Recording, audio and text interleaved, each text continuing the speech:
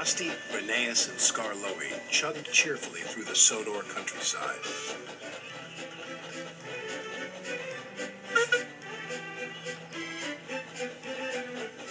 The engines were going to help Duncan with an important job at the Incline Railway.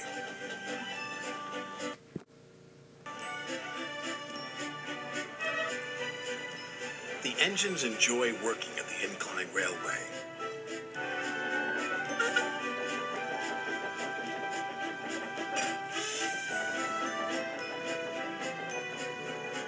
They like the clever way the loaded slate cars roll down the incline, pulling the empty slate cars up.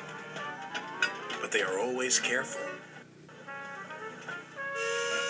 Duncan doesn't like working at the Incline Railway. He is always impatient to get back to the junction.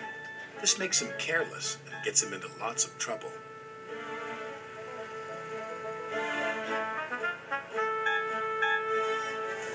Rusty hoped Duncan would stay out of trouble today, but he was already in too much of a hurry. "I'm a plain-speaking engine," gruffed Duncan, "so collect your slate cars and be quick about it." And off he steamed. Bossy Boots chuffed Rheneas. Pushy Puffer huffed Skarloey. They didn't like Duncan telling them what to do. "He just wants to get back to the bustle of the junction," Rusty said.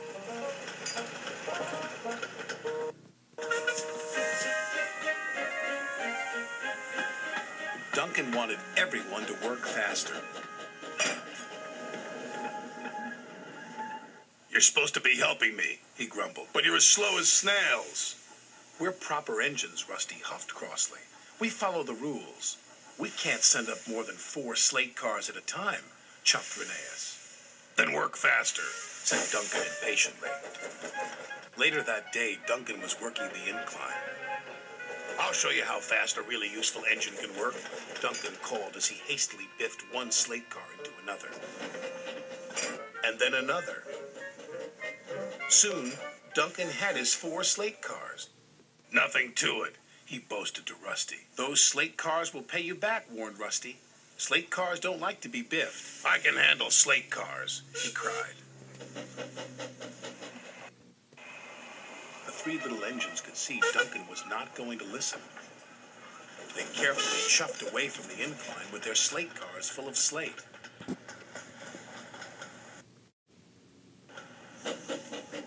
Duncan was so impatient he became even more careless. "I'll show that smelly diesel and those lazy steamers," he said to his driver. "Careful," cautioned his driver. "You're asking for trouble." And he got it. Duncan didn't notice his chain was tangled in the coupling of the slate car in front of him. Suddenly, he was being pulled up the track by the empty slate cars. "Bouncing bogies," he cried. "It's got me." Duncan's driver jumped clear. Rusty returned to see Duncan being pulled up the incline. "I tried to warn him," said Rusty.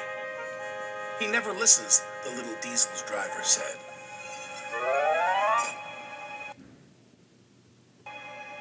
The chain pulling Duncan's slate cars couldn't hold the weight. It suddenly snapped. Duncan plummeted down the incline. "Help!" he yelled.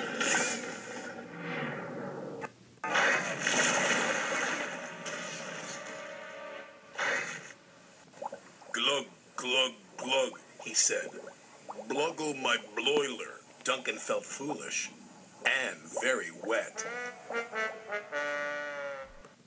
When Sir Topham had arrived, he spoke severely to Duncan. "You have not been a responsible engine," he said. "Your impatience has caused confusion and delay, and you owe these engines an apology." "Sorry," Duncan said to Rusty, Rheneas, and Skarloey. "Once you have been repaired," Sir Topham had said, "you will work the incline until you learn to be patient and careful." "Yes, sir," said Duncan.